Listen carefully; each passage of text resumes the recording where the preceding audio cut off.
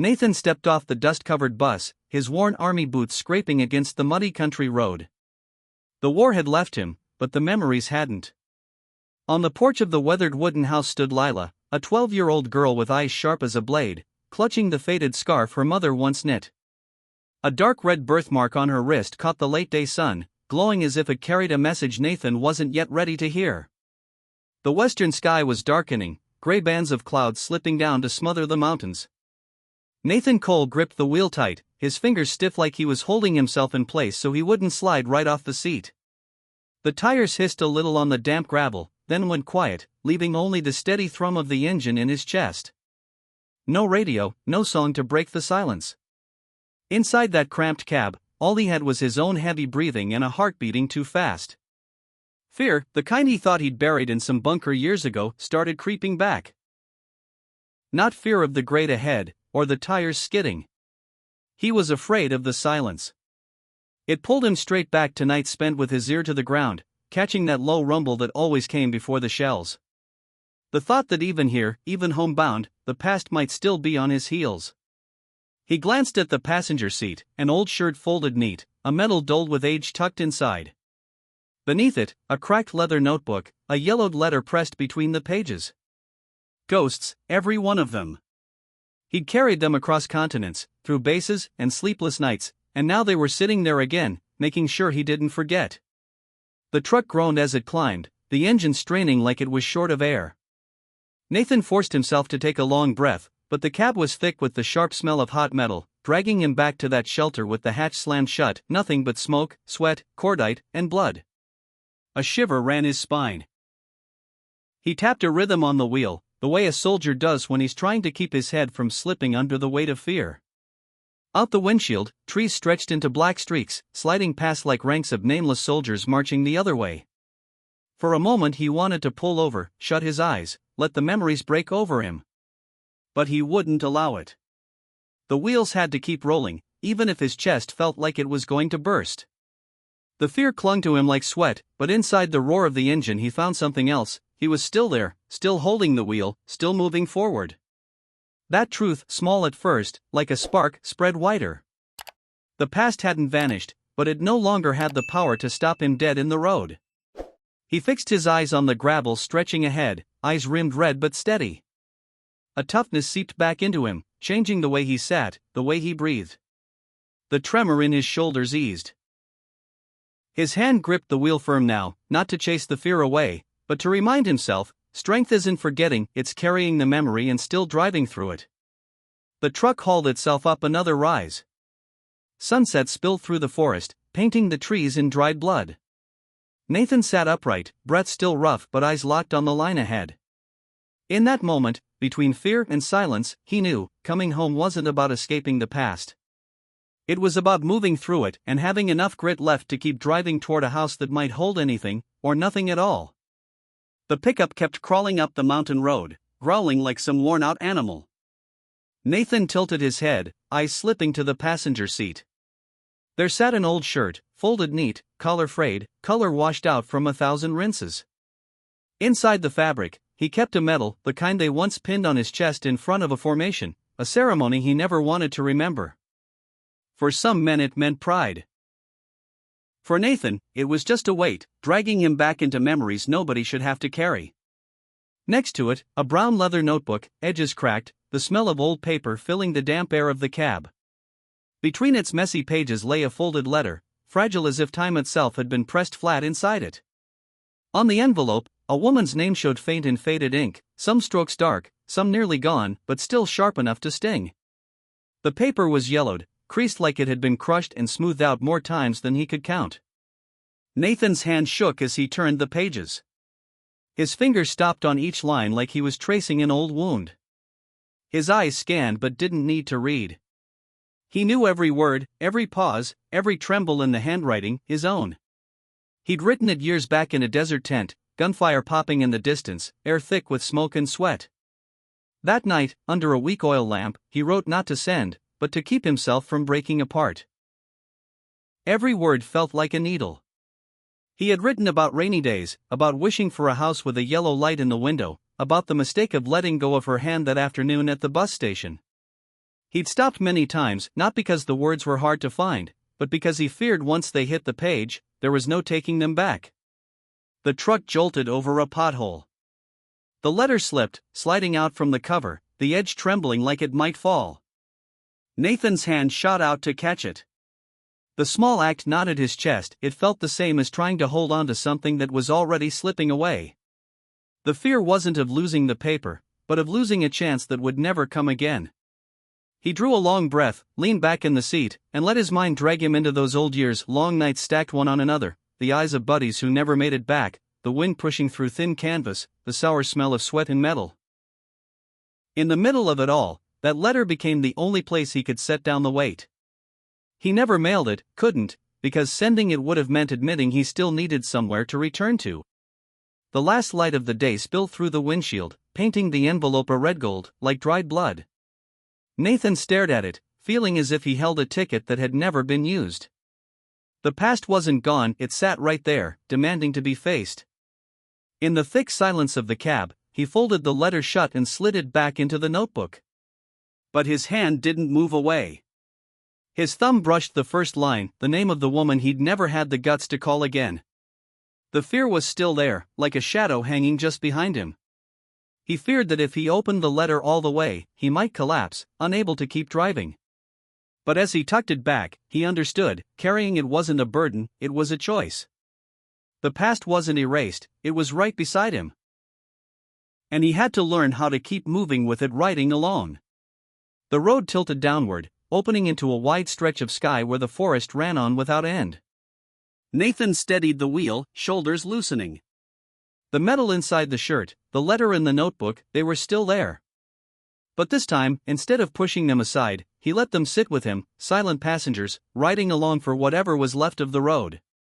The mountain road narrowed to a tight strip, one side sheer rock, the other a drop into a rain-soaked gorge flashing with puddle light. The wet gravel shined like it was greased, reflecting the sick gray glow of dusk. Nathan squinted, knuckles gone white around the wheel. The tires hissed as they slid into a sharp turn, the sound rattling through the old frame of the truck. He knew roads like this.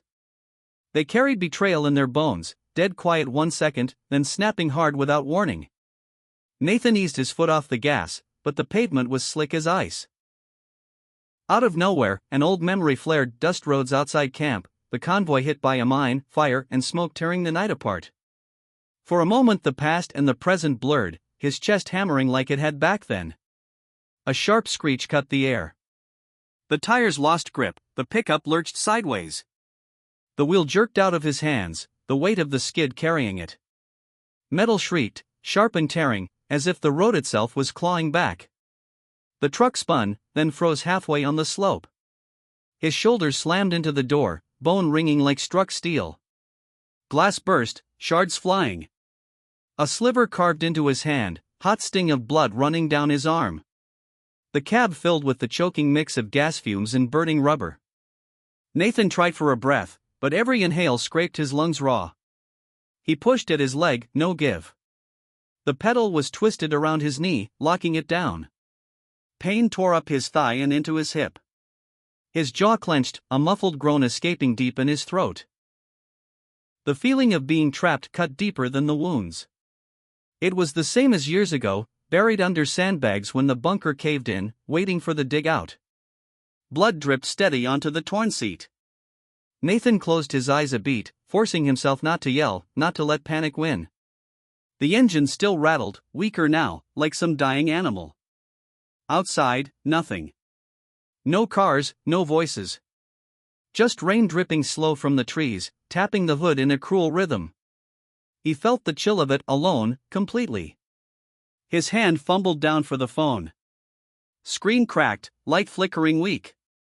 No signal. One last click, then black. Dead. No way to call out. Nathan sagged back in the seat, sweat cold down his spine. For a second, the thought was simple and sharp, maybe this is it. No bugle, no flag, just the woods swallowing him whole. The faces of the fallen came, one after another, as if lined up for him. Nights when he thought he'd be next. And now, back home, the same fear circled back, like it never left. But as his eyes blurred with smoke and weariness, he noticed his hands still locked tight on the wheel. The body hurt everywhere, but something in him held on. Breath came fast, then steadier, deeper. Inside the pain, a faint reminder, he'd survived too much to let go here. Through the cracked windshield, a slash of red-orange light cut across the cab, the last of the day bleeding in. It was small, but it told him life hadn't left yet. And him, even pinned in twisted metal, still carried a pulse, still carried a will. Nathan forced in another breath, the gas stinging sharp, but he let it count. Each inhale, one beat, still here. In that moment, with glass and steel pressing in, he knew the truth clear: fear was only a shadow. And he, broken or not, had a choice: face it, and refuse to let the dark take him again. The cab grew heavy, thick with gas fumes mixed with the smell of blood, making Nathan lightheaded. His vision blurred, the world slipping away. Between the pounding of his heart, the engine faded, replaced by a low drumbeat deep inside his own chest. He wondered if this was it, if the past that had hunted him for years had finally caught up, bringing him a quiet death in the woods, no witnesses, no goodbyes. Then another sound broke through. Faint. Small. Like a twig snapping under a child's step. Nathan thought he was imagining it, his mind faking noise to keep him awake. But it came again, steady, closer. Between the drip of rain from the trees, those steps stood out, strange and out of place. He held his breath, listening. "Mister," a voice, shaky, unsure. Not loud, not clear. Like the person saying it was scared to even speak. Nathan forced his eyes open, turned his head toward the cracked window. Through the haze he saw a small figure. A girl. Thin, mud streaking her torn dress, hair matted from rain and sweat. Her face was dirty, her eyes wide, full of fear, but burning with some stubborn kind of resolve. She crouched by the broken window, a tiny hand trembling as it touched the cold metal frame. In her other hand she held a beat-up plastic bottle, half full. She pushed it toward the gap, her fingers stretching through the bent glass to get closer. Nathan's throat was raw, bone dry. Instinct took over. He swallowed hard as the water touched his lips, cold, clean, sliding down, washing the fire from his chest. He sucked in a breath, life sparking back in him like a match-caught flame. In that instant, he saw her left wrist. A faded purple birthmark, shaped like a bird with wings spread, stamped into her young skin. He knew that mark. He'd seen it before, on his mother's wrist and his sister's. A family sign passed down like a shadow. His heart clenched. A chill shot straight down his spine. The pain in his body fell quiet under the weight of that recognition. The girl said nothing more. She just stood there, breathing fast, eyes locked on him through the cracked glass. Fear mixed with courage. Not the look of a kid who just stumbled on an accident, but as if fate itself had led her here. Nathan lifted his left hand, shaky, pressing his fingers against the glass. No words came, his throat clogged with blood, smoke, and shock. The child laid her tiny hand against the same spot, through the broken pane. A thin line of glass between them, but it felt like a real touch. Half-conscious, Nathan couldn't tell anymore what was real, what was memory clawing its way back. The past he thought he'd buried now flooded over him. But whether dream or truth, one thing was clear, that small presence had kept him from sliding all the way into the dark. The girl stepped back, her eyes still locked on his, then turned and vanished into the thin rain. Her footsteps faded into the trees, leaving Nathan pinned in the cab, heart pounding so hard it rattled his ribs. The taste of cold water lingered on his lips, and the image of that bird-shaped mark burned bright in his mind like a reminder that the past never really lets go, and now had come back in its most fragile form. The screech of metal and chaos finally slipped away, replaced by the steady drip of rain on a thin tin roof. Nathan opened his eyes again. This time it wasn't the thick black of the crushed cab, it was the weak yellow glow of a tube light hanging from a low ceiling.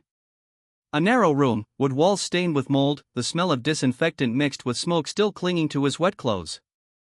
He tried to move.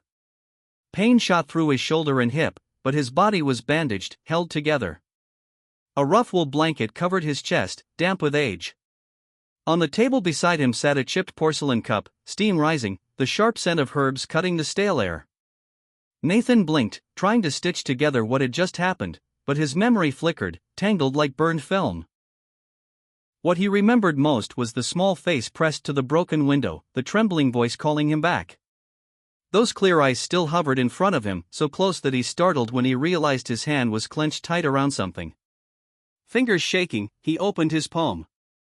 Inside lay a scrap of gray wool, soaked, dirt-stained, torn at the edge like it had been ripped away. He drew in a long breath. Damp wool. The smell of rotting leaves. There was no way he'd picked it up on his own, trapped like he was. And it sure didn't belong to the villagers who had dragged him out of the wreck. It could only have come from that child, just before he blacked out. The door opened. A nurse with gray hair came in with a heavy-set man, likely one of those who pulled him free. They asked if he was in pain. Nathan nodded, throat too dry to answer. Finally he forced the question out about the girl. The two exchanged puzzled looks. "We only saw you," the man said firmly. Truck was hanging off the slope. Lucky there was smoke, otherwise nobody would have noticed. There was no child. Nathan wanted to argue, but his lips only trembled. He leaned back, letting the words fall into the silence. His heart hammered, not just from disappointment, but from doubt. Could it have been a hallucination?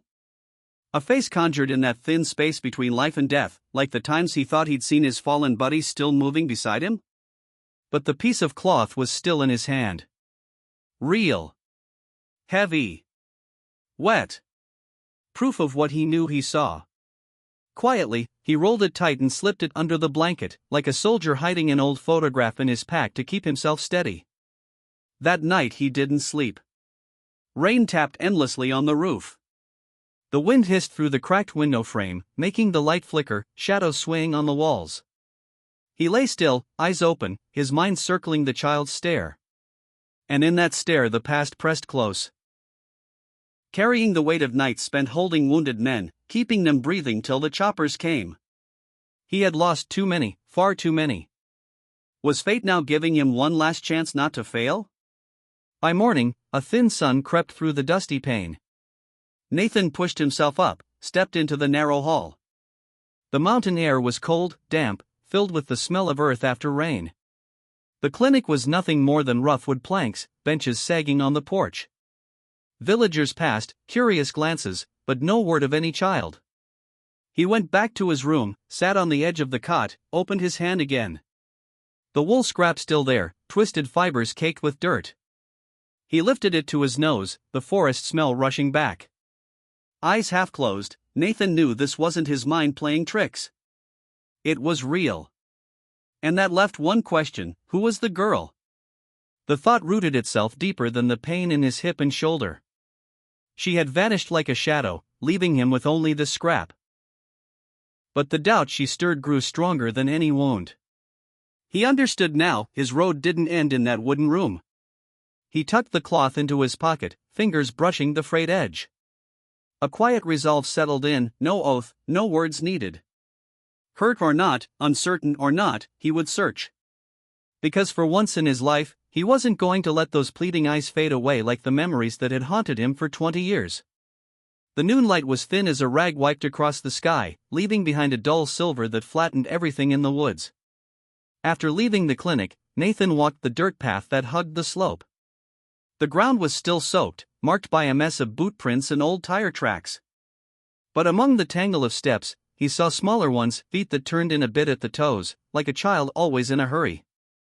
Sometimes they vanished under the pine needles. Other times they sank deep into soft soil, fresh as if from that morning. By a few thorn bushes, he caught thin silver threads snagged in the branches, flashing like hair in the sun. He reached out, the rough texture familiar against his bruised fingertips. Same fibers as the scrap in his jacket pocket. The trail led to a small clearing where the forest opened up, revealing a one-story wooden house with a rusted tin roof. The porch sagged like the back of some old animal. A wind chime made from bottle caps clinked together, a cheap rain day tune. To the side, a clothesline sagged with a few stained t-shirts. The porch steps dipped in the middle, showing dark, rotted grain. On the dirt near the steps sat an upside-down tin dog bowl, bone dry, next to it, a flat, cracked plastic ball. No barking. No laughter. Just wind threading through the pines, carrying the scent of sap and old machine oil. Nathan paused at the bottom step, smoothing his shirt front, a habit left over from service.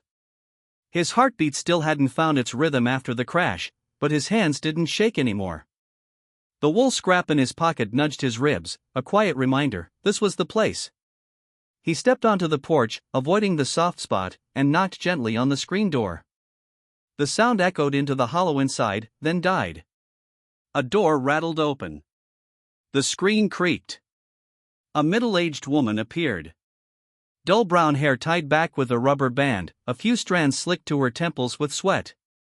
A cigarette smoldered between her fingers, lipstick stains on the filter.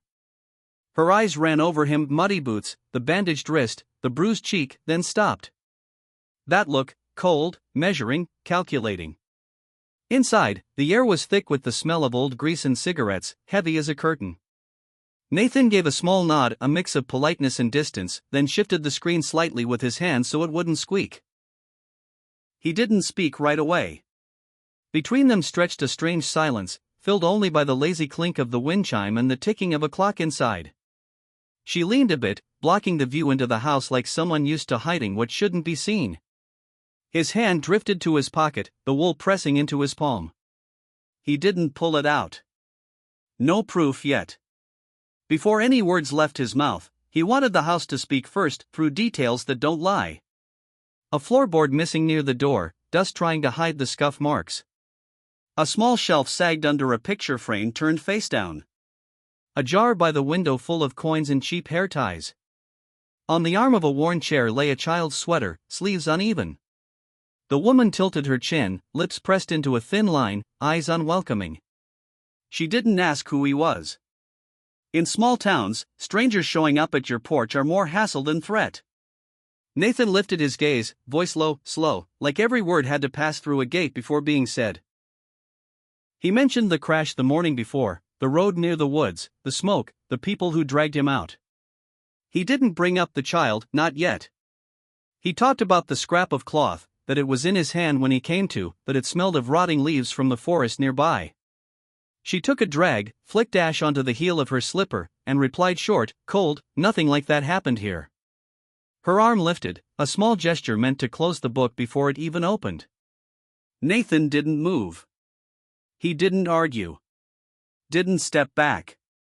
In war, he'd learned to let silence do its work. When someone builds a wall, sometimes you don't need to knock it down, you just need to stand there long enough for their arms to tire from holding it up. After her clipped reply, the house slid back into its earlier hush. The wind chime clinked lazily. The clock ticked. At noon, it coughed out a dry chime like a smoker's breath. Inside, from the shadowed frame of the doorway, a faint sliver of motion flashed. Nathan leaned just enough to keep his ground on the porch and saw, low near the floor, a patch of gray cloth, same color as the child's sweater. A small hand gripped the edge of the door, fingers stained with a smudge of faded purple ink. It vanished the second the woman turned her shoulder. But before it slipped away like a leaf blown past his line of sight, Nathan had caught the shape of something faintly purple on that wrist, blurred like a faded birdwing. She squared her shoulders, stepped back like she meant to shut the screen. Her eyes flicked down to his hand, he'd unconsciously pulled it from his pocket, the wool scrap now a crease beneath the fabric. He set it back, smoothed the fold, a quiet reminder to himself.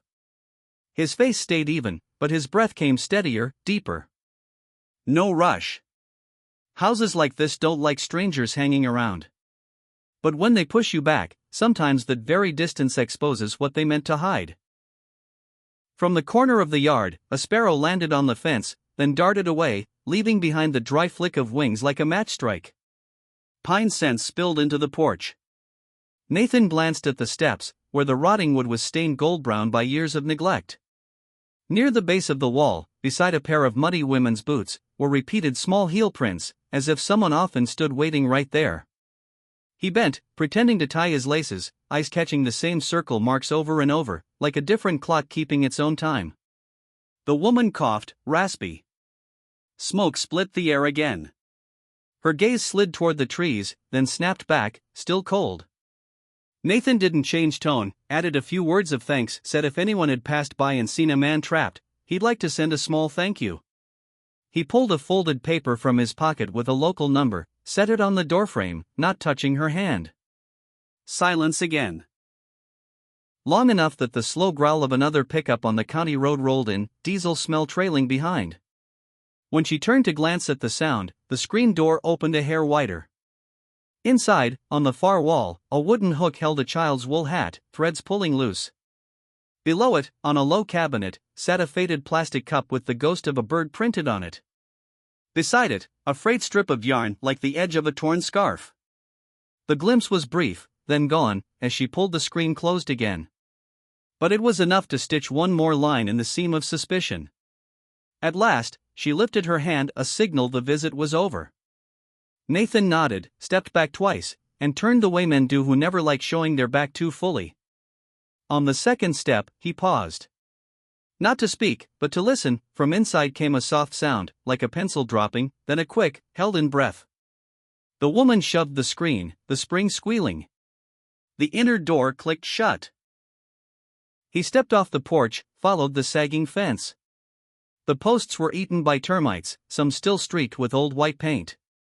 In the corner, under a tarp, lay a pile of junk, a child's bike missing its chain, a headless doll, a few coils of worn rope. Nathan brushed the tarp, the damp, musty smell clinging to his hand. He didn't dig. Just noted it. Everything here carried that strange mix of settled and temporary, the kind you only find in places everyone wants to leave but no one can. On the way back, he passed the tin mailbox nailed to a post, the name weathered away, only the tail end of a familiar American surname left. The slot was stuffed with old flyers, roofing services, a school uniform order form. Nathan pulled the wool scrap from his pocket, pressed it flat in his hand. It felt oddly at home here, like a puzzle piece someone had tried to deny but couldn't quite hide. When he turned off the yard, wind rushed the pines above. Thin sunlight filtered down, casting the bones of branches across the damp ground. Nathan stopped under the shade, glanced back at the porch. The screen was closed, but at the bottom, where the door didn't quite match the frame, a thin blade of light slipped through. In it, for just a second, two dark, wide, silent eyes flashed. Then gone. He walked on, not looking back again. In his pocket, the wool shifted with his step. The snagged threads at the thorn bush on the way in now marked a trail on the way out. The path seemed longer, but inside, the space between him and the truth felt a little shorter.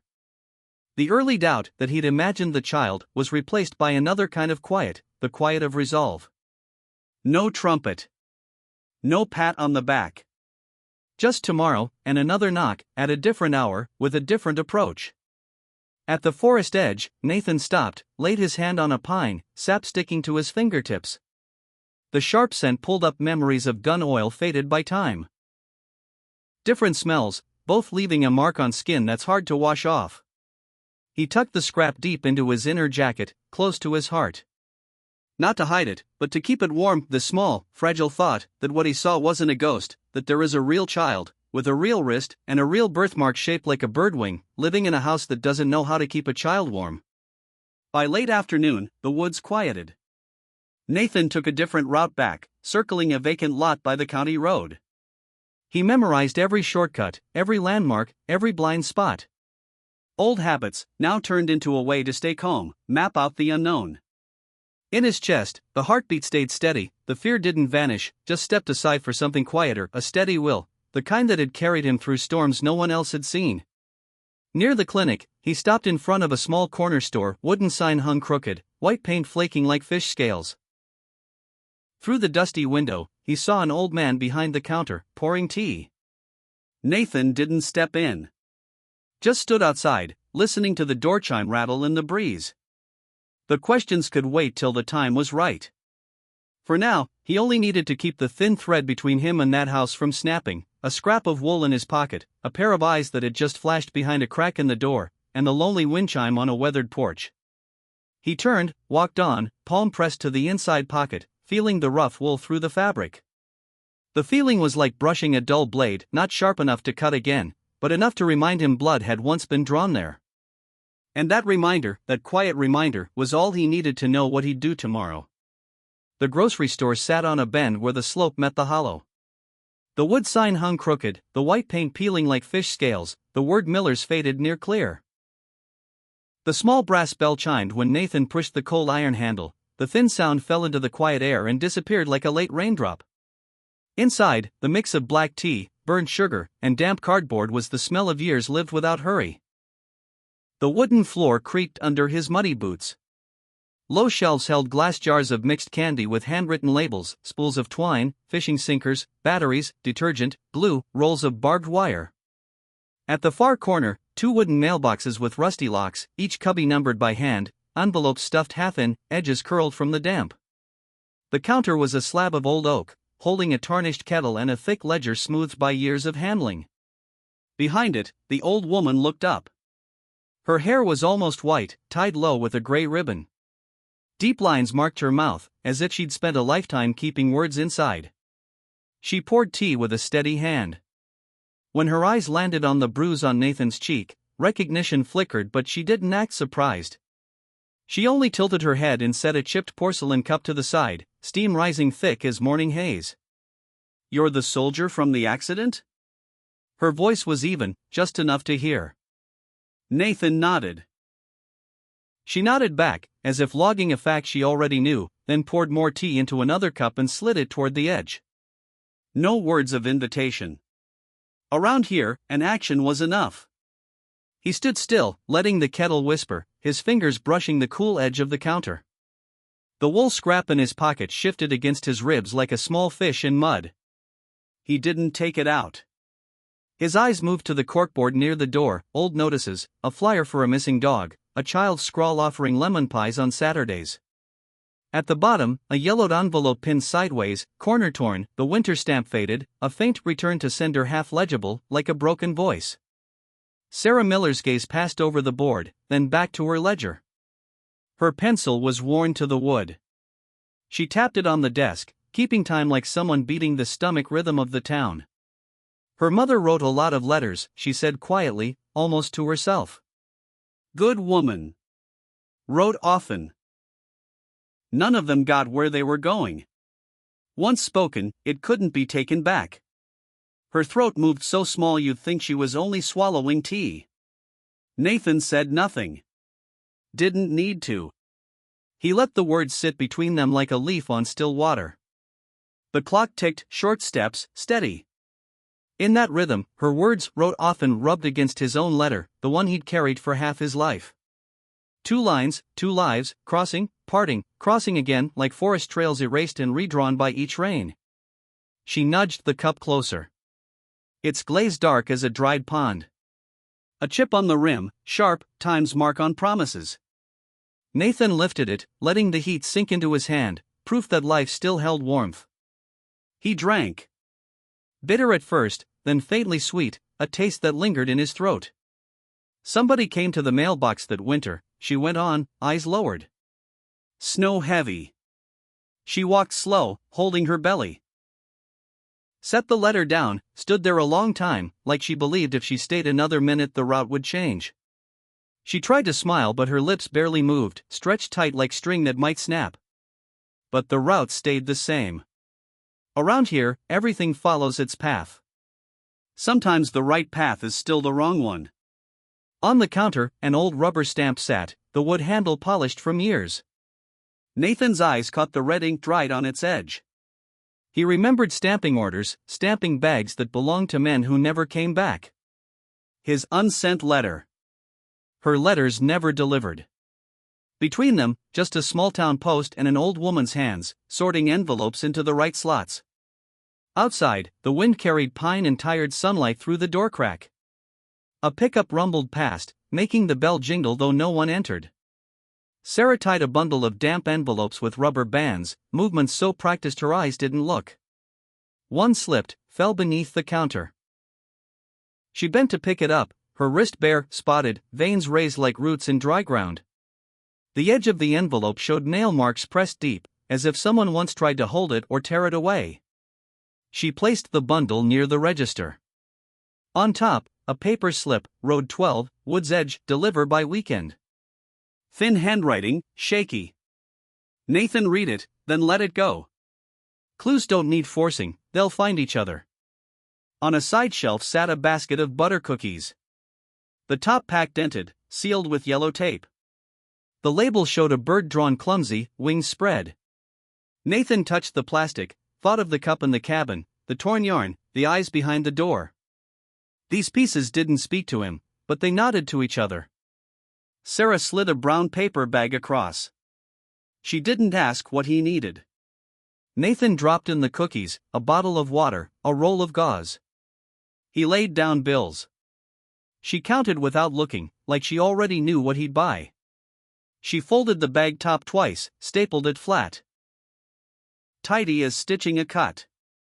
The girl comes here sometimes, she said, softer, like she was afraid to break something fragile. Quiet kid. Buys the cheapest cookies. Waits behind the shelf until grown folks leave.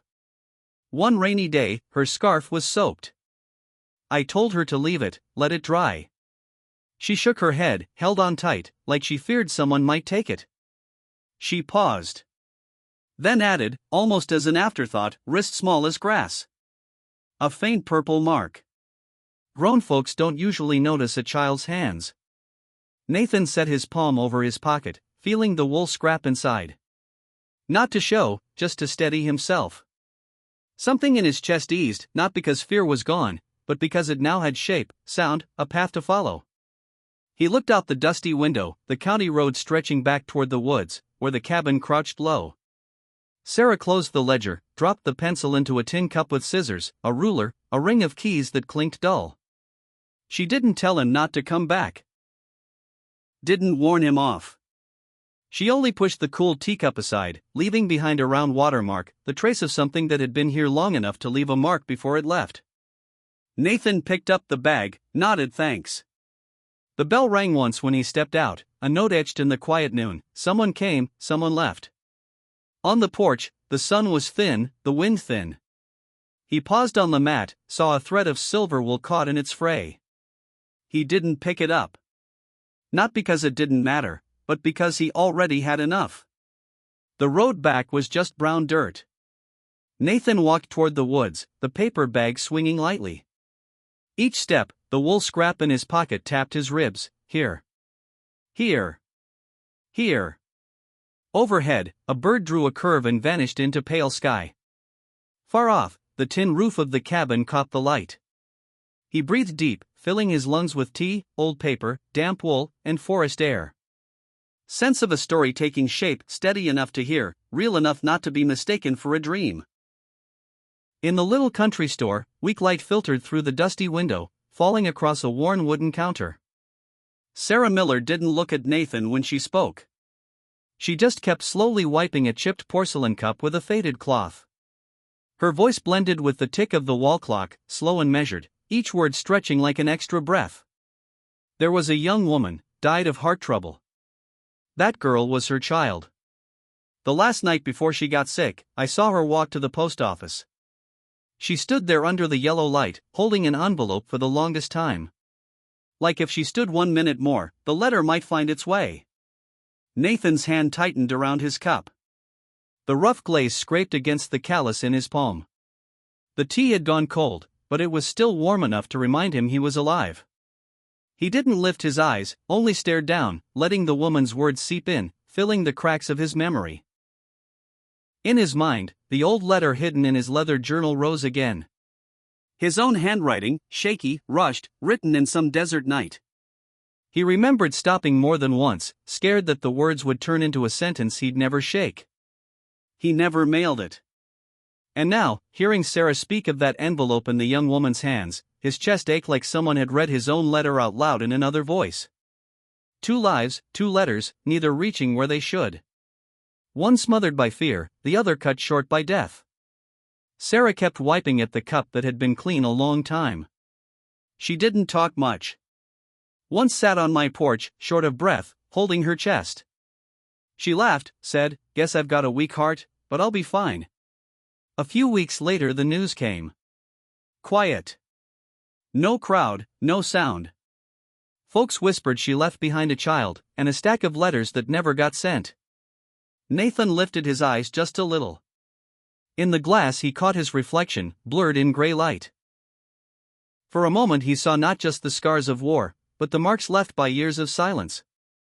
Silence to survive, silence to keep walking. And now that silence felt like a weight he couldn't set down. He set the cup back on the table, the tap echoing in the quiet room. Sarah still didn't look at him, as if she'd spoken a piece of memory that wasn't hers to carry, and now she only wanted to fold it up and put it away like some old receipt.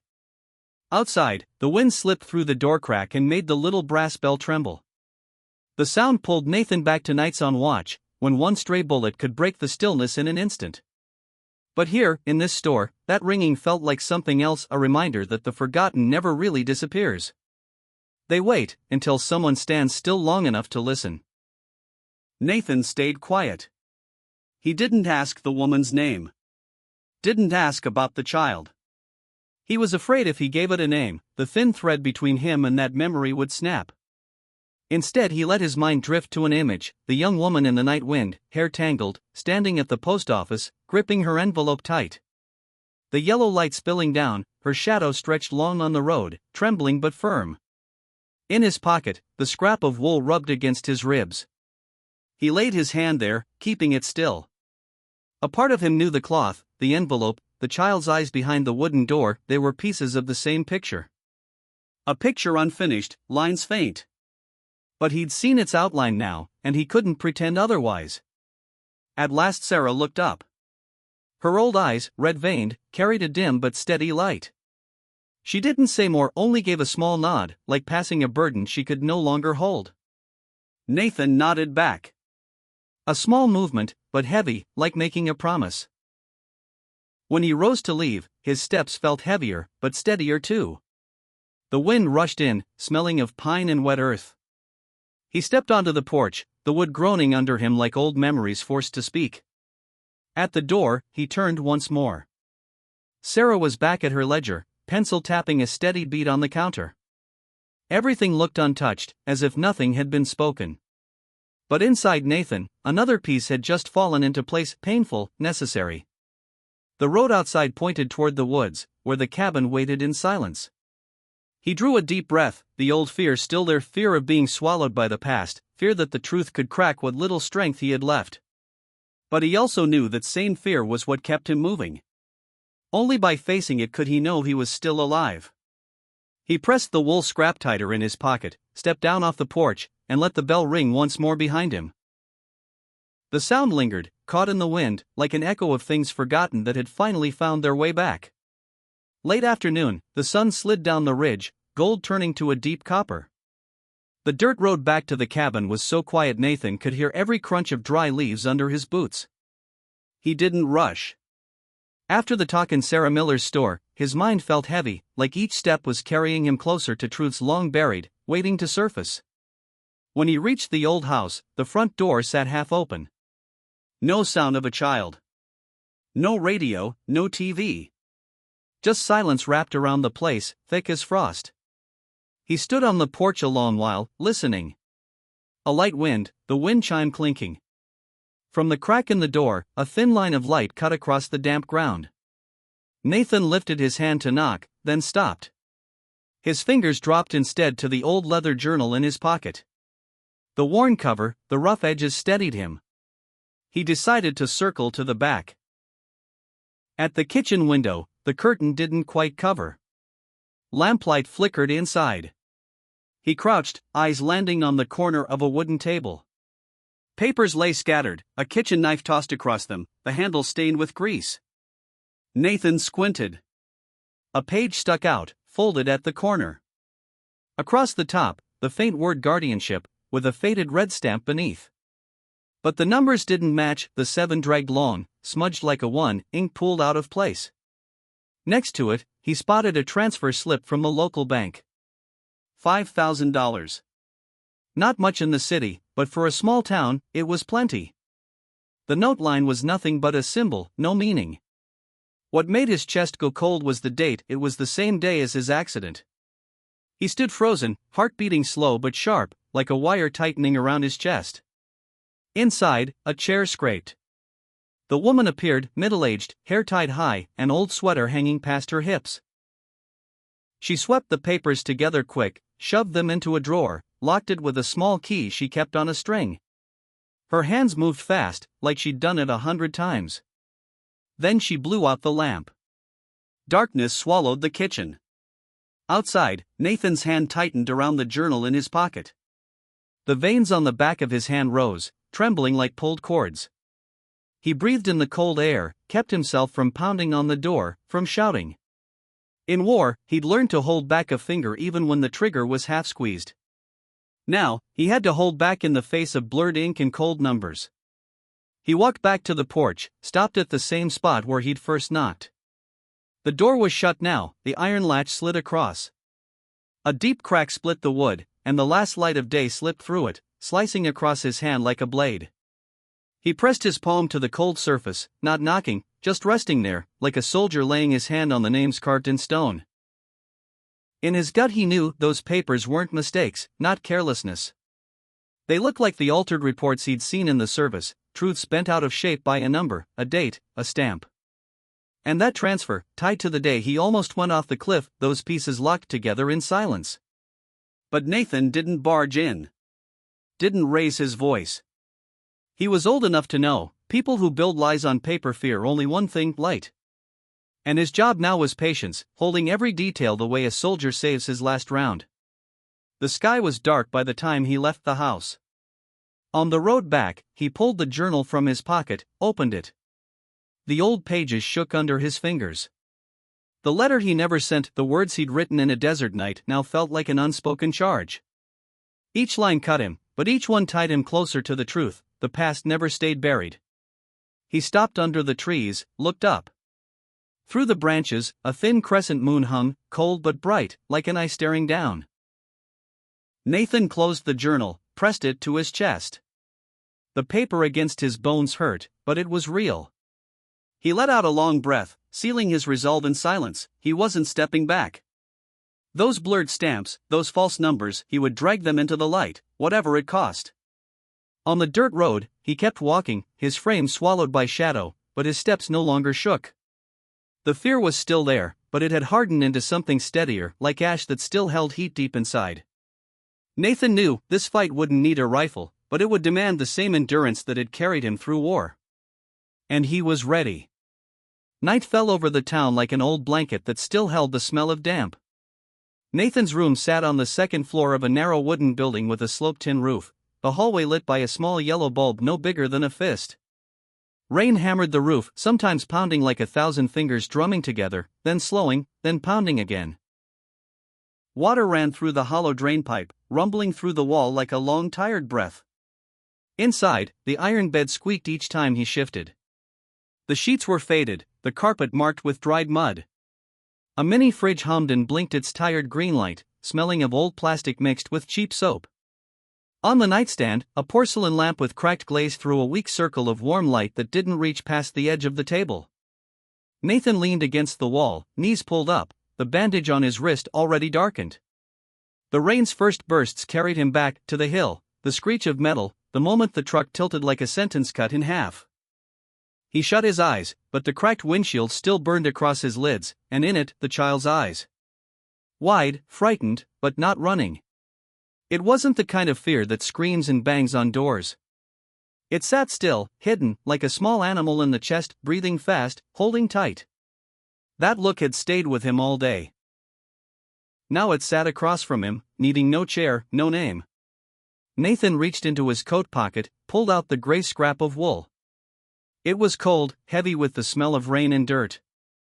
He set it on his lap, worked a finger into a loose thread, tugged and let it snap back like a weak bowstring. On the table, his old leather journal lay open, in the middle, the yellowed letter he'd written years ago in some other night. The paper dry, words slanted, ink faded like fog. He didn't read it. He just left it open, like a window cracked for old air to move in and out. The plastic wall clock ticked. That sound had driven him mad on long watches, but tonight it was the anchor keeping his mind from drifting too far.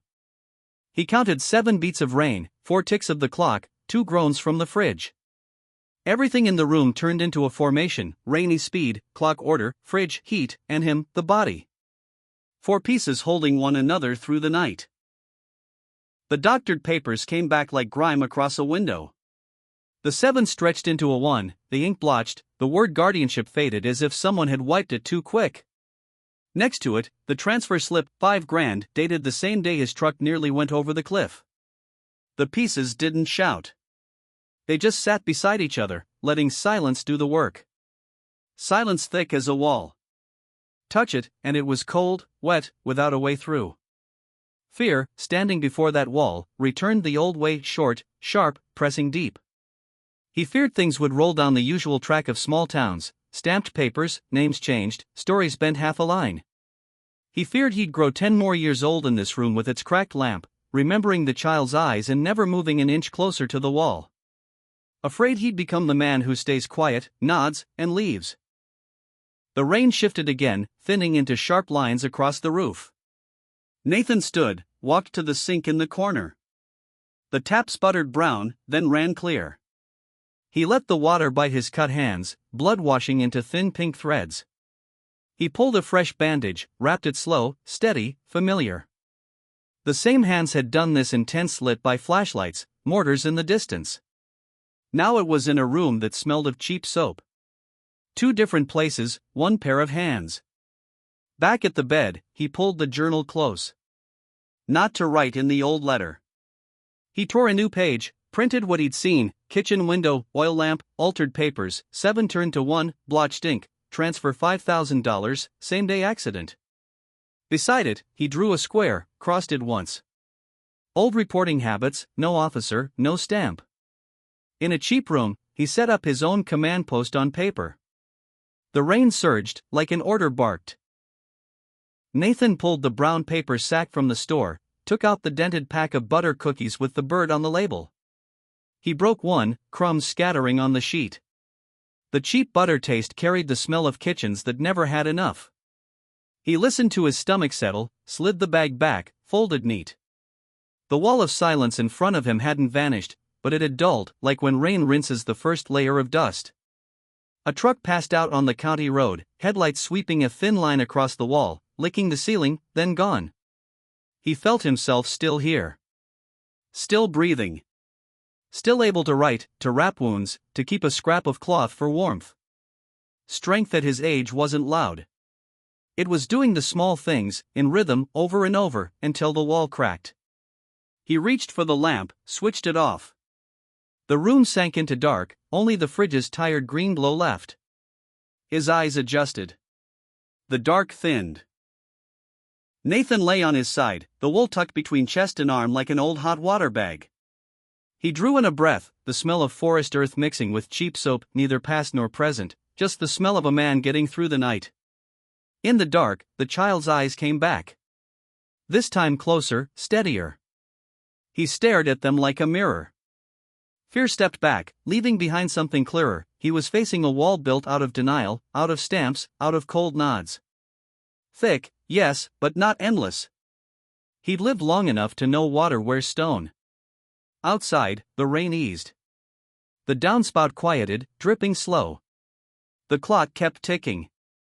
Nathan touched the journal, tapped a finger like sending himself a signal. Tomorrow, store, post box, papers, bank, kitchen door. Each word a stone, paving a narrow path to the other side of the wall. He closed his eyes. Not waiting for sleep. Just letting his lids rest, his heart ease off its pounding. Somewhere above, a night bird cried, thin and broken, but enough. He tightened his grip on the wool one more time, felt its rough threads dig his skin. This time it didn't sting. It only reminded him he still had skin to sting, hands to hold, a child to remember. The night passed. No promises spoken. No plans filled out in full.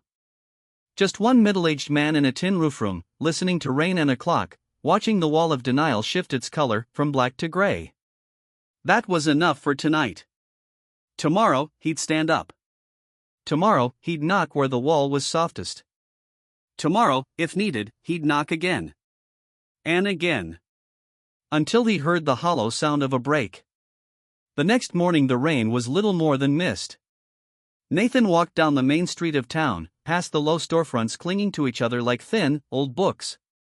The sign over one of them read Carter and Associates, hanging crooked, the blue paint washed out, the gold letters peeling off in tiny flakes. On the glass door, a cheap court calendar was pinned up, and in the corner a Christmas card from years ago still hung. He pushed the door open. The brass bell gave a single short ring, falling into a room that smelled of ink and cold coffee. No one was at the front desk. In the back, a larger room opened up, an oak desk pulled close to the window, cardboard file boxes stacked in columns, tied with twine. On the wall hung a picture of the town's Little League team, frozen summer smiles behind cheap frames. Next to it, 3 law degrees hung uneven, their wood frames cracked by weather. A ceiling fan turned slowly, its heavy blades creaking now and then like an old man muttering to himself. James Carter came out from the back. Lean frame, white shirt wrinkled at the elbows, gray tie hanging loose. His temples carried streaks of silver, his dark eyes steady, like a pond in late fall. He gave Nathan a small nod and extended his hand the way you do when you've already heard about a man before meeting him. Nathan nodded back. They sat across from each other, an old mousepad between them, edges worn smooth where wrists had rested too long. Nathan set a brown paper bag aside, then reached into his coat and pulled out the gray wool scarf. He laid it on the desk. The rough threads sat there quietly, frayed edge still holding a small piece of dry leaf no bigger than a fingernail. James looked at it first, not curious, more like a man used to reading stories from objects. He touched the scarf with the tip of his pen, not writing, just letting it sit there breathing on the wood. Nathan opened his leather journal and turned to the page he'd printed out the night before. Kitchen window, oil lamp, altered files, 7 stretched into 1, blotched ink, $5,000 transfer, same day as accident. He slid the book toward James, his hand still resting on it, like he was holding one end of a rope. James read silently, nodding at same day, pausing longer at blotched ink, then lifted his eyes.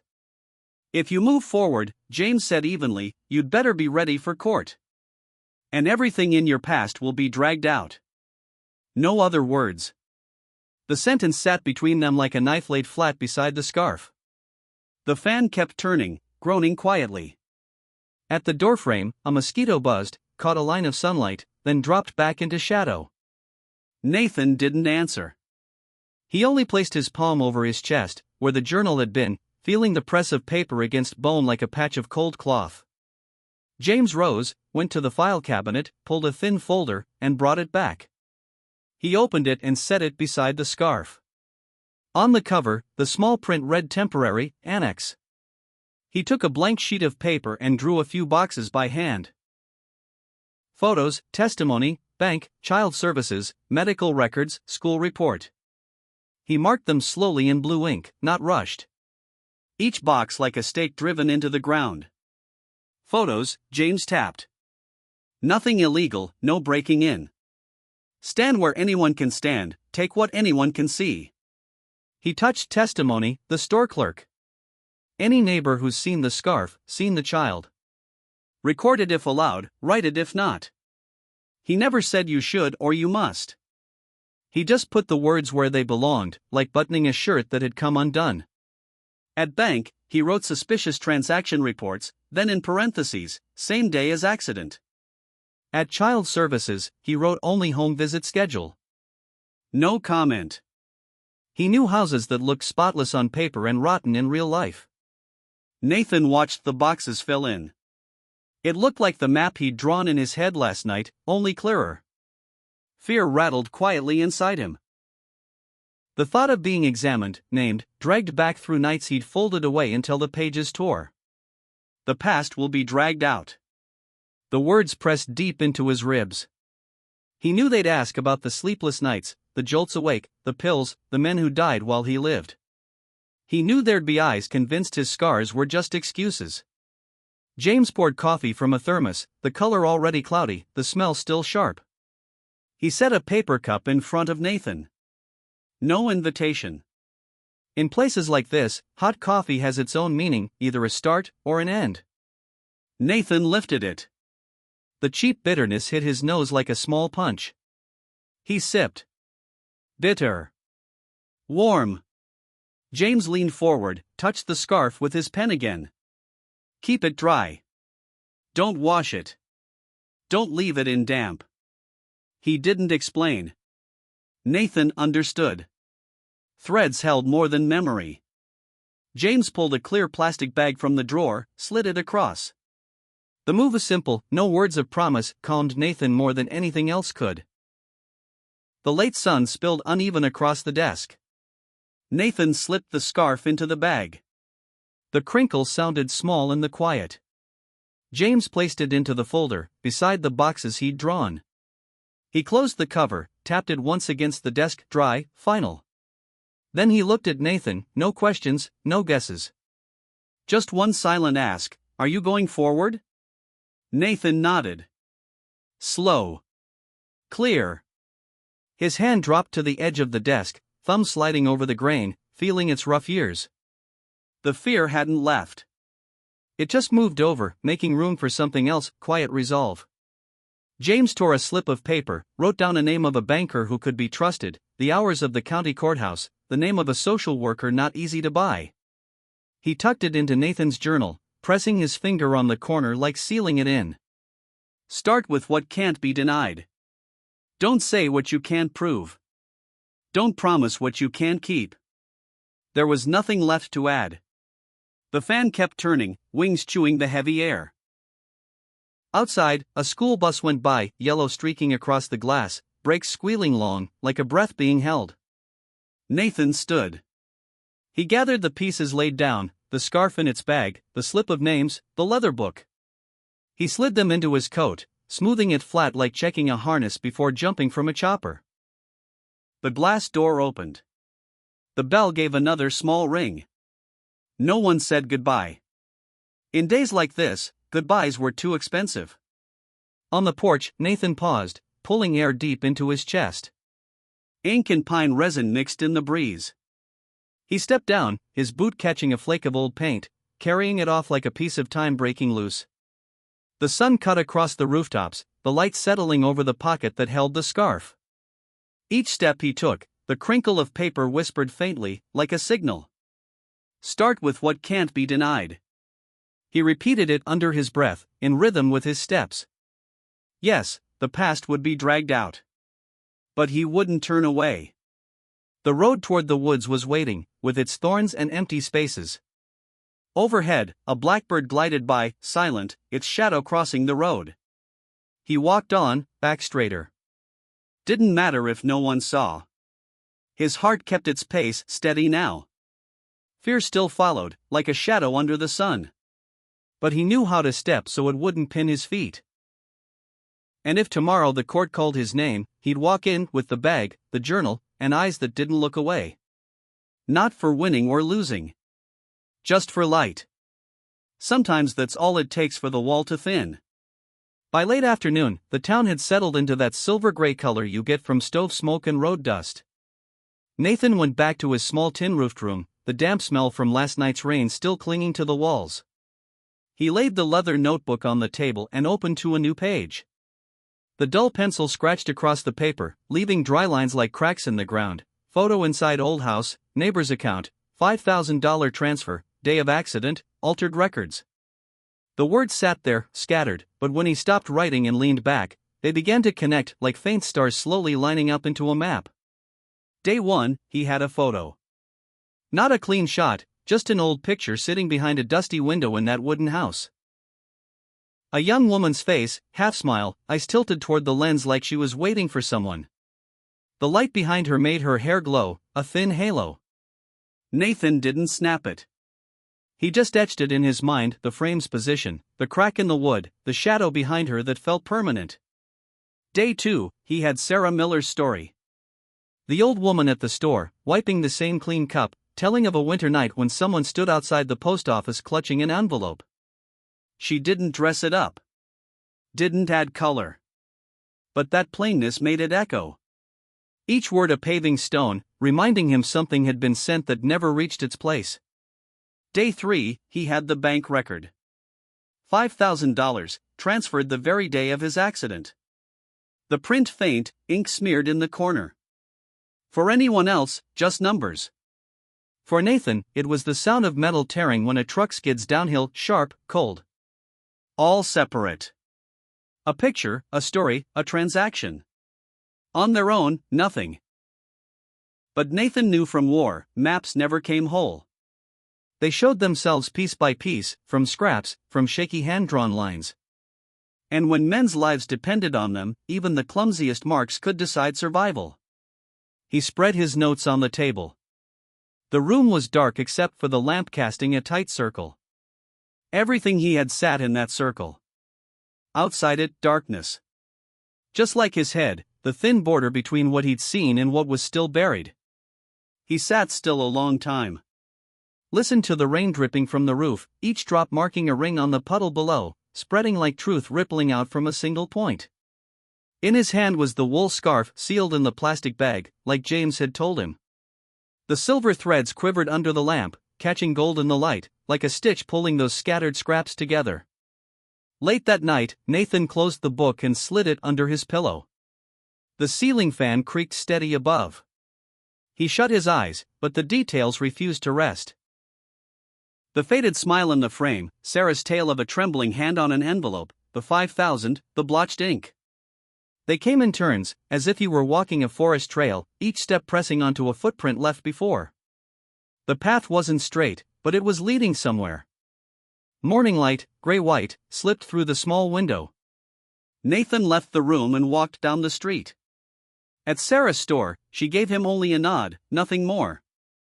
But her eyes glanced toward the tree line, where the wooden house hid. That look was enough. An arrow. Nathan followed. The road into the woods was mud after the rain, his old tire marks sunk deep. He stopped at the rotting fence. The house stood quiet behind the trees. He didn't go in. Just watched, taking note, the rust streaks on the tin roof, curtains drawn tight, a broken chair on the porch. Each detail another silent piece of evidence. In his mind, he started fitting them, a photo, a story, a bank slip, a silent house. They began forming something, not clear yet, but with a spine, a direction. Like the truth was already buried in the ground, just waiting for him to dig it up. That night back in the room, he laid it all out again. The damp smell, the ticking clock, the lamp's yellow glow. He wrote in the book, map incomplete, but the lines are starting to meet. His hand lingered on the words to meet. That was the moment he realized he wasn't lost anymore. The pieces were pointing him to one place. He leaned back, eyes closed. Behind his eyelids, the child's eyes appeared wide, silent, not running. He knew then those eyes were the center of the map, the piece that made all the others fall into place. And he knew, however long the road, he wasn't stopping. Morning hung heavy with the smell of last night's rain. On the small town square, cars sat in rows, plates caked with red dirt. Folks drifted toward the courthouse, a faded red brick building with a mossy roof and steps stained dark from water. The big wooden doors stood open. Inside, the cold light of fluorescent tubes washed over rows of straight wooden benches. Nathan walked in wearing a gray coat, hair still damp. He moved slow, his shoes making soft sounds on the old tile floor. Inside his coat, the wool scarf sat sealed in a plastic bag, pressed flat with his thick leather notebook. He took a seat up front, eyes fixed on the wooden bench where the judge had yet to appear. The air was thick. Whispers carried from both sides, faces that had known each other all their lives now watching him like he didn't belong, like some shadow had stepped into their quiet lives, dragging something that was both a threat and a mystery. A side door opened. The girl's aunt came in, shoulders in a dark coat, her frame slight but her eyes sharp. She sat down across from him. A neat stack of papers sat on the desk before her, clean sheets hiding forged ones, red stamps blazing over faded ink. Her fingers tapped the table, veins standing out on her hand. James Carter, the lawyer, sat beside Nathan. He laid his leather briefcase down, flipped it open, pulled out papers one by one, stacking them square.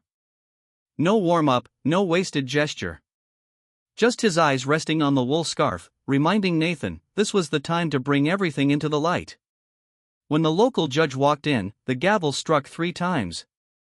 The sound echoed up into the low ceiling, snapping off every whisper. Silence dropped heavy. Nathan could even hear the flagpole chain rattling in the wind outside. James stood, his voice steady, clear. He placed a photo on the evidence table, a picture caught through the dusty window of that old house. Then he spoke of the letters Sarah Miller had told him about, the ones never delivered. He laid down the bank transfer record, marked on the same day as Nathan's accident. Each piece went down slow, plain, like stones laying out a path. No drama. Just small truths lining up into something solid. The aunt sat stiff for a long while, her hands clamped to the edge of the chair. When James reached the words $5,000 and the altered date, she shot to her feet. The chair clattered backward, sharp against the stillness. Her face drained white, her lips shook, but her voice came out hard and cutting. She doesn't need anyone. The shout cracked and broke, scattering against the walls. For a second, the room froze. Then people leaned toward one another, whispering fast, "What does she mean by that? Doesn't need anyone, not even her own mother?" Nathan didn't move. He didn't look at her, didn't look at the judge. His eyes went to the back row, where a small figure sat curled in on itself. The girl. Hair hanging across her cheek, hands twisting together. Her eyes stayed on the floor, silent. In that moment, Nathan felt his heartbeat slow. Every sound, the whispers, the shuffle of papers, the rattle of the ceiling fan, faded to a blur. Only that corner remained, and a pair of young eyes that carried no tears at all. Her silence rang louder than the aunt's scream. The gavel hit again, calling for order. James lifted the last set of papers, Nathan's own handwritten notes. No frills, just blunt words, smeared ink, stretched number, transfer, day of accident. He placed the notebook on the table, tilted it toward the bench. "This is how a soldier records when survival depends on it," James said. "Not imagination. Evidence, seen and written by hand." The room held its breath. Outside, the rain had thinned, leaving only the slow drip from the eaves. It sounded like another clock, measuring each second of waiting. Nathan still didn't speak. His hand stayed over his chest, feeling his heartbeat knock against the notebook under his coat. In the back row, the girl finally lifted her face and met his eyes. No fear. No retreat. Just silence, thick, but cracked open by a thin line of light. The hearing had no verdict yet. But in that crowded little room, everyone knew some truths could no longer stay buried. And Nathan, with his quiet, steady eyes, understood this fight had already stepped out of the dark and into the light, cold and fragile as it was. The courtroom felt like it was about to burst, the air pressed down like a hill ready to collapse. The ceiling fan ticked overhead, slow and steady, but no one noticed anymore. Every eye in the room was fixed on the last row, where a small figure sat still, thin hands clutching a faded gray scarf tight to her chest. Lila. That scarf, frayed at the edges, smelling of wet earth, had been Nathan's piece of evidence. But now it was back where it belonged, in the arms of the child who owned it. Folks had planned to file it away, stamp it, bury it in the paperwork. Instead, it rested in the only place it made sense, held close by a little girl. Her eyes were wide open. No tears. No sound. Just a steady, unblinking gaze, as if she was burning every detail into memory. The room was full of noise, lawyers arguing, the judge rapping the gavel, the aunt still shaking from her outburst. But all that faded into gray behind her. At the center, it was only her eyes, tired, too young, but carrying a kind of light no one in that room could put out. Nathan sat near the front, tilting his head just slightly, asking himself if he was dreaming. For years, he'd seen eyes like that in his mind, the last stare of a dying buddy, the glance of a woman at the gate of a base. But these were different. They weren't pleading. They weren't accusing. They just looked back, steady. Like the truth didn't need arguments anymore, only the quiet certainty of a child's gaze. The townsfolk murmured, then fell silent. In a place where secrets were usually nothing more than gossip traded behind backs, this silence hit harder than any verdict. Lila gripped the scarf tighter. Her little fingers dug into the worn wool, the threads biting red marks into her skin. She didn't flinch. On her left wrist, The pale purple birthmark showed clear, the shape of a bird's wing Nathan had first seen that day in the wreck. Now, under the courthouse lights, it was sharp, undeniable, a stamp time itself hadn't managed to erase. The aunt slumped back down in her chair. The words she'd screamed, "She doesn't need anyone," hung in the air, now wrapping back around her like a rope. In Lila's eyes, those words were nothing but emptiness, naked and exposed. The woman lowered her head, her hands knotted together, but no sound came. James Carter turned to Nathan.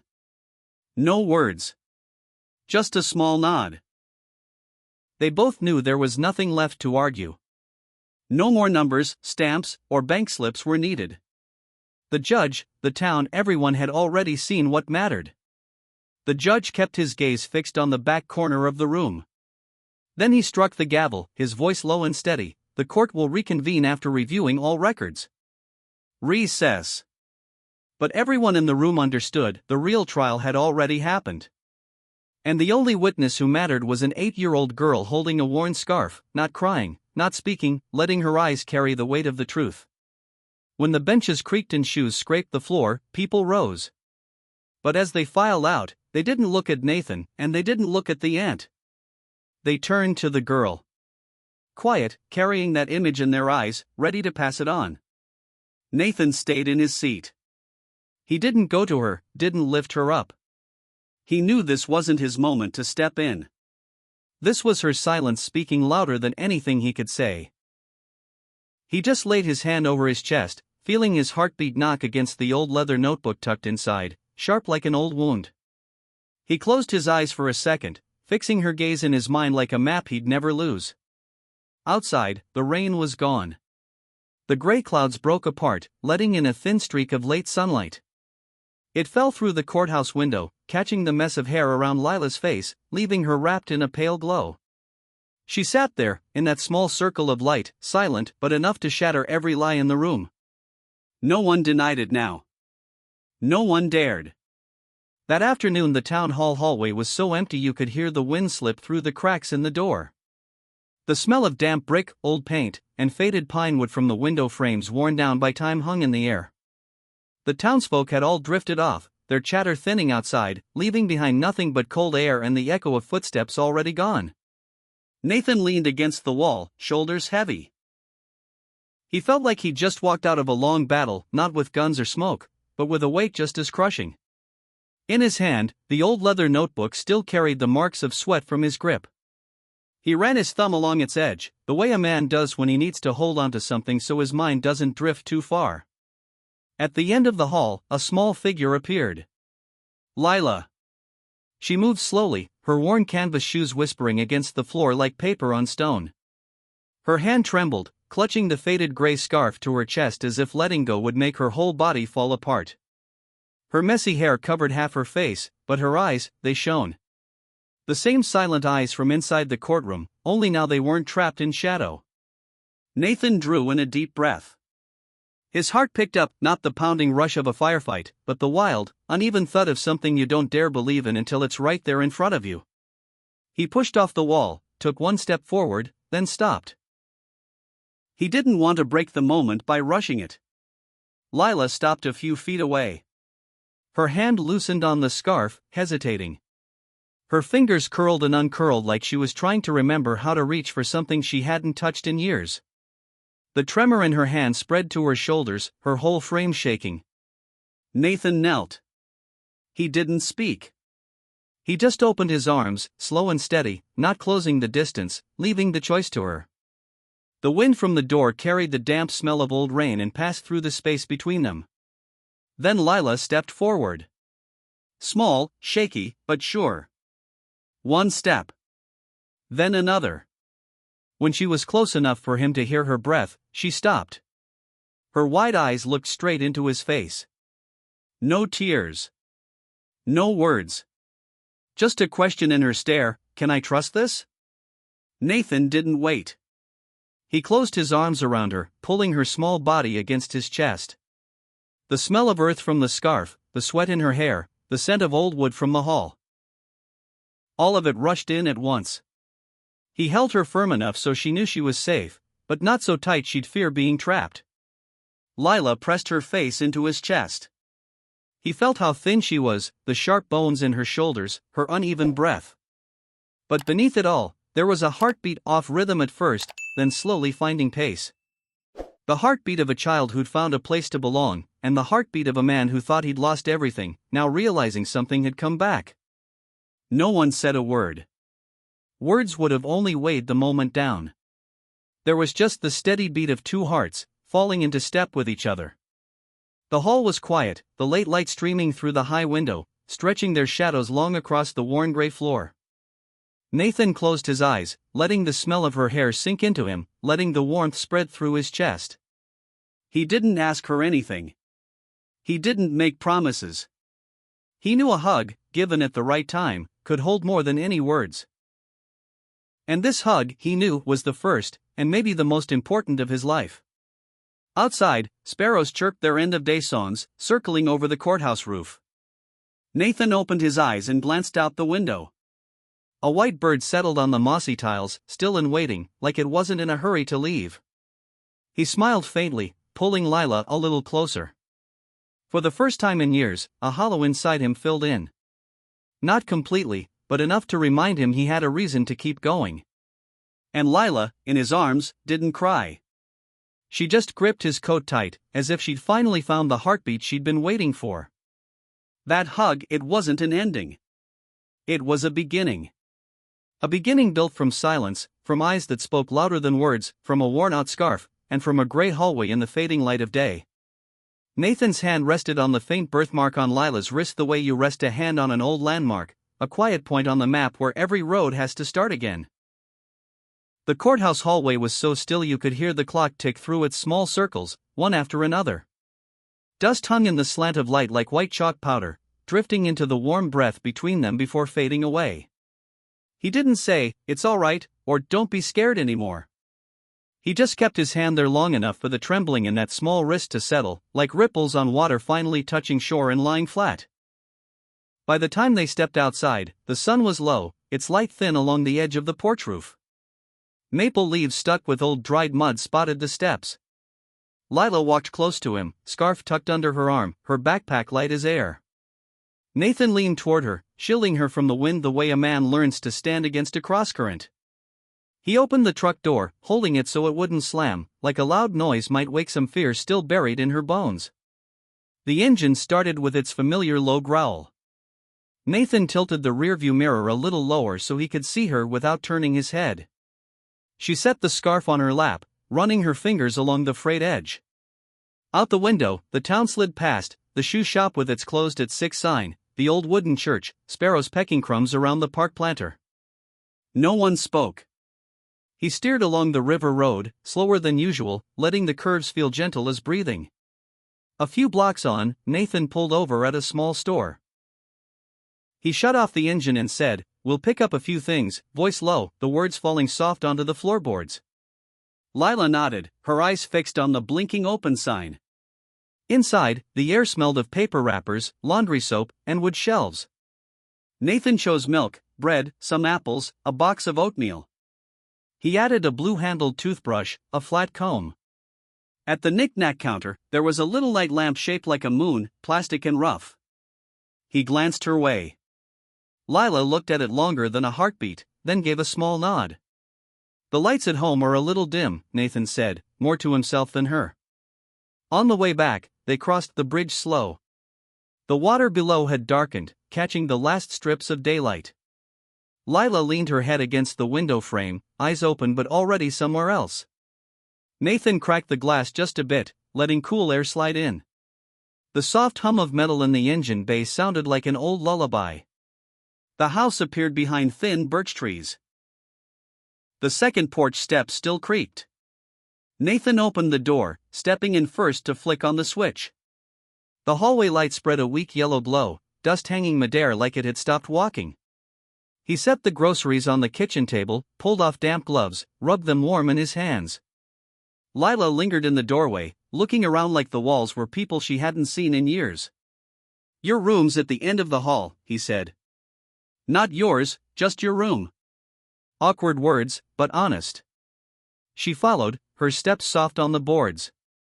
The door opened on a small bed with clean sheets still carrying the smell of sun, and a window looking out on the old apple tree. Nathan crouched down, plugged in the moon lamp. When it clicked on, a soft light spread, changing the shape of the old painted wall. He pulled open the dresser drawer, empty. Nathan tore a strip of brown tape, wrote Lila in pencil, stuck it across the edge. The letters were crooked, pressed hard like he needed to stake something down. Lila stood there looking at it the way someone looks at a dock freshly built.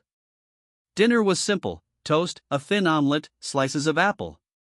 Nathan set a glass of water on a coaster painted with yellow leaves, a small habit he'd carry through strange rooms.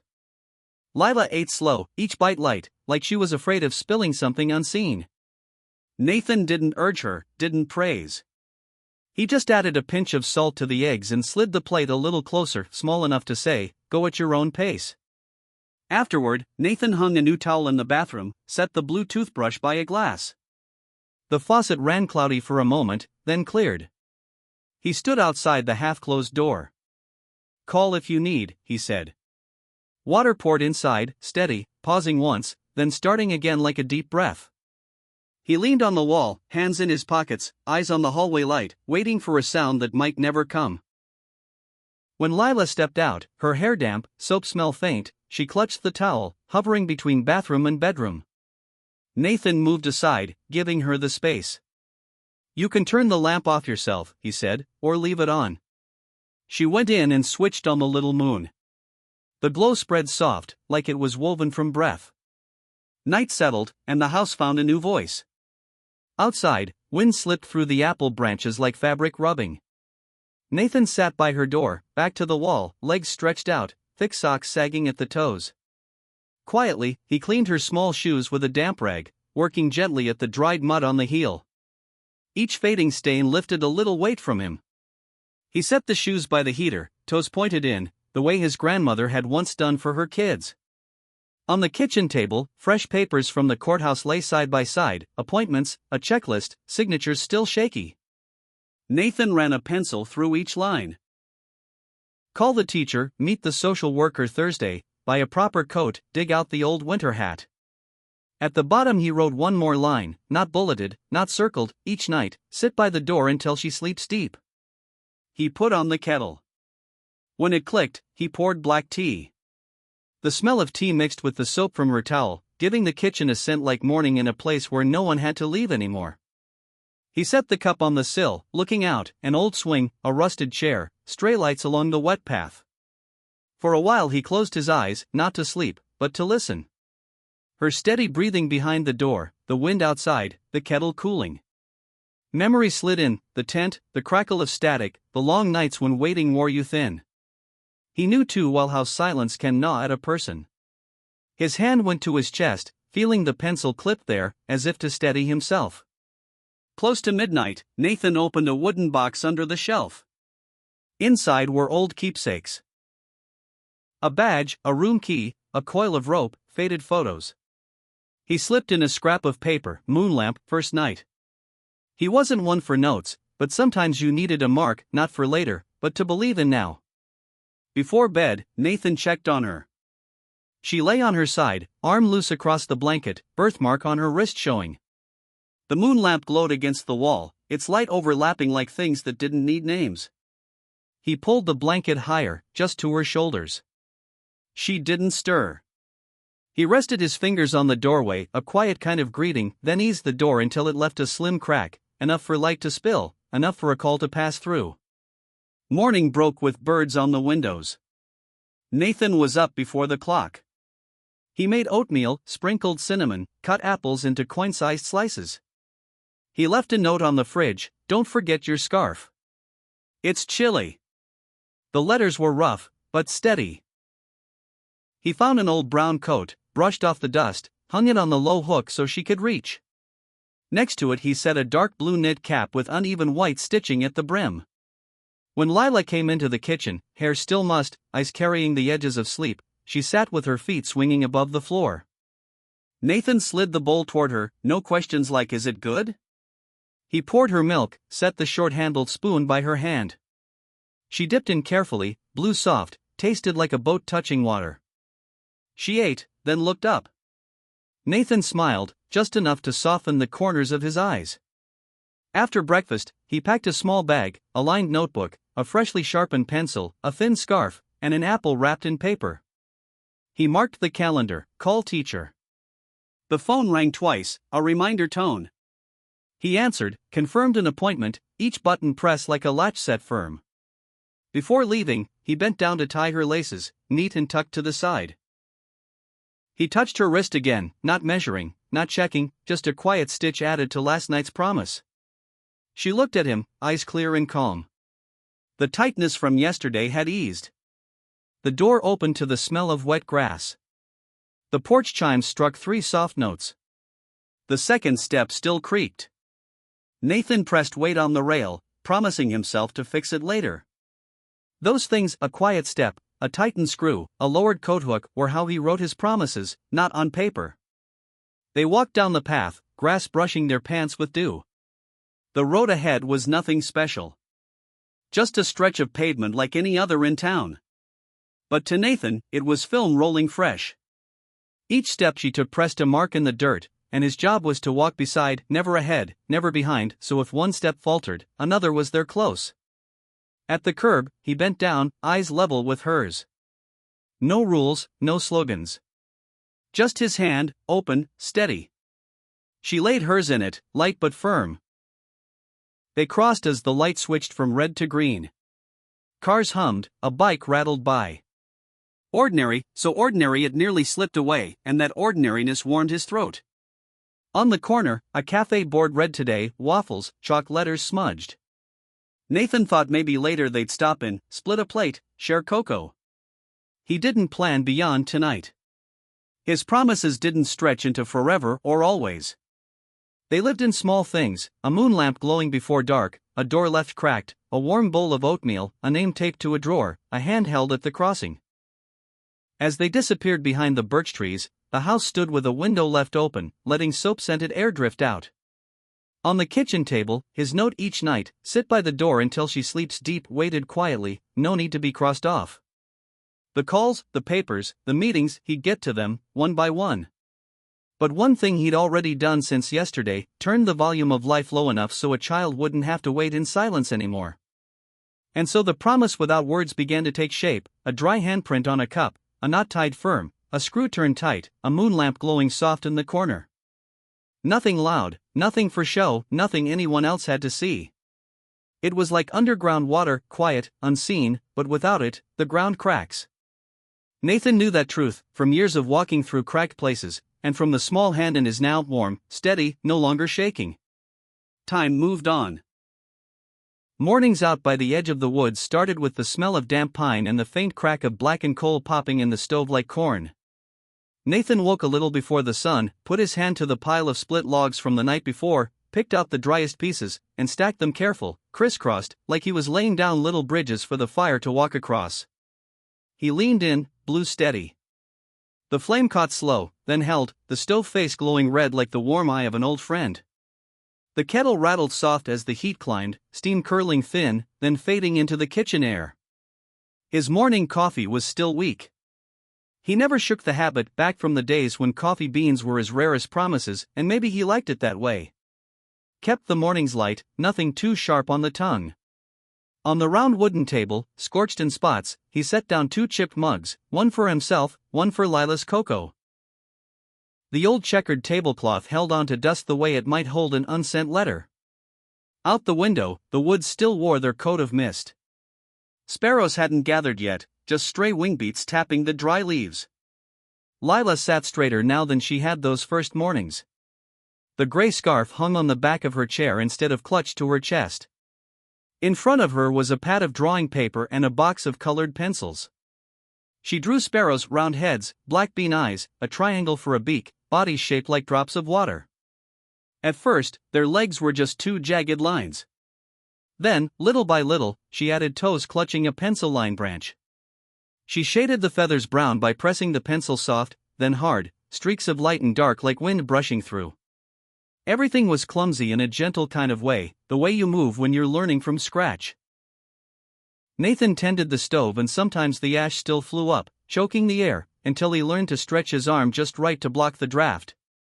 Lila poured cocoa and spilled down the rim, wiped with her sleeve before remembering the cloth folded on the table. Nathan sliced an apple, blade scraping the skin with a hollow tap, some slices thick, and she chewed longer, which stretched out the quiet of the morning. They gave names to these clumsy things, not in words, but in small nods, in shared looks. The cabin was small, its wood stained and blotched like an old map. Each crack in the floorboards like a dry stream bed, each rusted hinge like a star gone brown. In one corner, Nathan had built a low shelf from leftover planks, a few thin books, a pencil box, 2 smooth river stones striped with rings. He taped a scrap of paper on the side, for L. The L stood straight, plain as a fence post. On the porch, Nathan hung a shallow wooden tray for bread crumbs. Every morning, after Lila finished drawing a bird, she broke off a bit of bread, stepped out in her wool socks, and scattered crumbs like she was whispering to the dirt. "Here you go." No one else heard, but the earth did, and eventually the sparrows did too. At first they stayed back, brown backs flashing in and out of sight. Later, one bold bird landed on the tray, cocked its head, stepped twice like testing a new stare. Lila froze, breath thin as thread. The bird pecked once, just a faint click of beak on crust. Lila looked to Nathan, he only nodded. And in her eyes, a sliver of sunlight slid across the table. By midday, Nathan split logs. He set the block upright, lined the axe dead center, lifted, and brought it down. Each time, a solid thunk as the grain opened, pine resin sharp as a memory neither happy nor sad. Lila sat on the step, tracing tree rings with her finger, circling the uneven years, losing her place, finding it again. 1, 2, 3, she skipped some. Nathan didn't correct her. He just handed her a pencil and said she could draw another sparrow in the empty space if she wanted. Some days they walked to the creek. Water thin as string-tied noon to evening. Lila picked flat stones. Nathan skipped them across the surface, once, twice, 3 times depending on the throw. He didn't push for more. He wanted her to see each skip, like steps you could actually take. Her first try sank right off. She looked at him, pulled in a breath, tried again. This time, the stone hopped once before slipping under. She smiled, barely, like a hairline glint on the water. By evening, the cabin breathed different. Wood swelled in the heat, hinges groaned, the door rasped against the frame. Nathan oiled the latch, worked it until the squeak faded. He tightened the porch step with his screwdriver, scribbled on the wall note, "Step quiet now." Each line was like taking a pulse, measuring the house's steady beat. And he felt lighter, like hearing a child's breath smooth out in sleep. Dinner was plain, slow-cooked vegetable soup, mashed potatoes, toast crisped twice. Lila set the spoons, pulled chairs, wiped spills with a folded rag. She still fumbled,